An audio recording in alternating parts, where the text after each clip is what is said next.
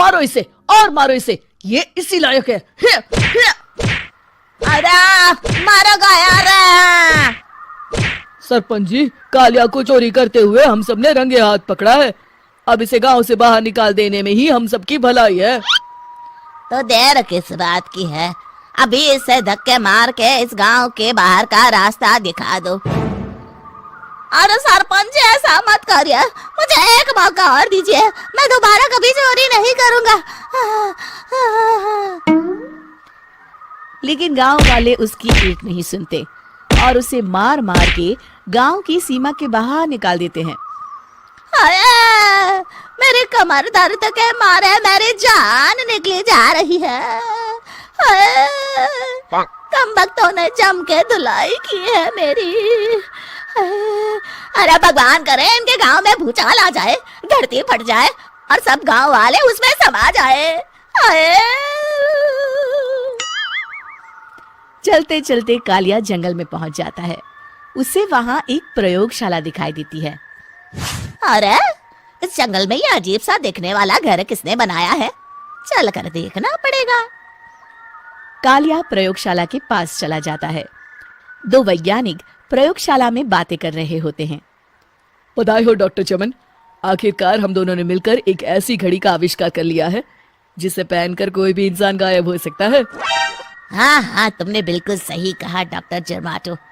अब कल सुबह ही हम इस जंगल से निकल जाएंगे, लेकिन उससे पहले आज रात के खाने का बंदोबस्त करते हैं। हाँ हाँ, मुझे तो बड़ी जोरों से भूख लगी है, चलो चलते हैं। दोनों वैज्ञानिक वहां से चले जाते हैं। उनके जाते ही कालिया प्रयोगशाला में दाखिल होता है। अच्छा तो ये बात है। कालिया बड़े से कांच के अंदर रखी घड़ी को बाहर निकाल लेता है और अपनी कलाई पर बांध लेता है। फिर घड़ी में लगा बटन दबा देता है। कालिया को एक जोरदार झटका लगता है।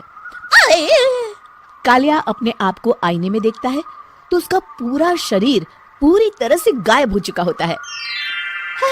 अब तो जो चाहे वो कर सकता हूँ। सबसे पहले मैं उन सभी को सबक सिखाऊंगा। गांव वालों, मैं आ रहा हूँ। कालिया गांव की ओर चल पड़ता है। थोड़ी देर के बाद दोनों वैज्ञानिक वहां आते हैं। अरे ये क्या, लगता है कोई हमारी घड़ी चुरा कर ले गया है। ये देखो पैरों के निशान। अब क्या होगा, अगर वो घड़ी किसी गलत हाथों में पड़ गई तो अनर्थ हो जाएगा। तुम चिंता मत करो, हमारी घड़ी में जो बैटरी लगी है ना, वो सिर्फ 24 घंटे चलेगी। उसके बाद वो घड़ी काम करना बंद कर देगी। उधर दूसरी तरफ गांव में सरपंच अपने घर में सो रहा होता है। तभी एक आहट से उसकी नींद खुल जाती है। अरे कौन है वहाँ? बड़े मजे से सो रहा है, आज मैं तुझे नहीं छोड़ूंगा। कालिया पास में पड़ा डंडा उठाकर सरपंच की पिटाई शुरू कर देता है। ये ले और ये ले, इसी लायक है, ले। अब मर गया। अरे ये क्या हो रहा है? अरे कोई बचाओ मुझे, मेरे घर में भूत आ गया है। सही कहा, मैं भूत ही तो हूँ, ये ले। अरे भूत जी, मैंने आपका क्या बिगाड़ा है, मुझे छोड़ दीजिए। आपको क्या चाहिए? तेरे घर में जितना भी पैसा है ना, मुझे ला कर दे दे, तब मैं तुझे छोड़ दूंगा और यहाँ से चला जाऊंगा।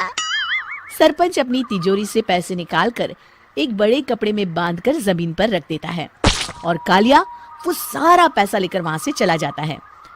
दूसरी तरफ जमींदार गांव के चौराहे पर खड़ा कुछ लोगों से बात कर रहा होता है। इस कमीने जमींदार ने भी मुझे बहुत पीटा था, इससे भी बदला लेना तो बनता है। हाँ? जमींदार अचानक अपने आप को चांटे मारने लगता है। अरे भाई ये क्या हो रहा है? जमींदार साहब अब ठीक तो है ना? अरे मुझे नहीं पता भाई। अरे मर गए रे, ये तो पक्का किसी भूत प्रेत का काम है। जमींदार के अंदर कोई भूत आ गया है, इससे पहले कि ये हमारे अंदर आ जाए।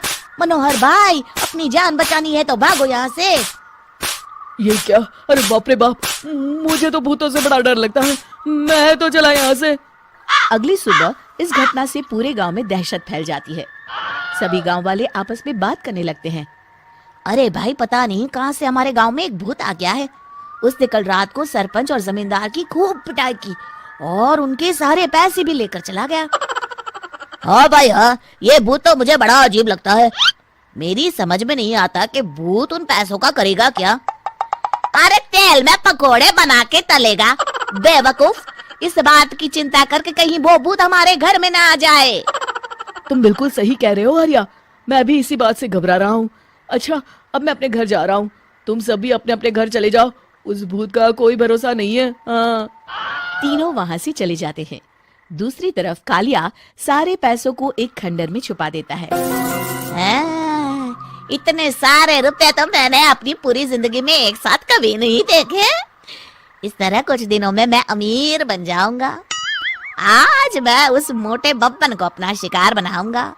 सुना है दहेज में बहुत सारे पैसे और गहने मिले हैं उसे। रात होते ही कालिया बब्बन के घर में घुस जाता है। हाँ, मिल गई तिजोरी। अब जल्दी से इसे खोलकर सारे पैसे निकाल लेता हूँ। अरे खुल जा खुल जा। खुल गई।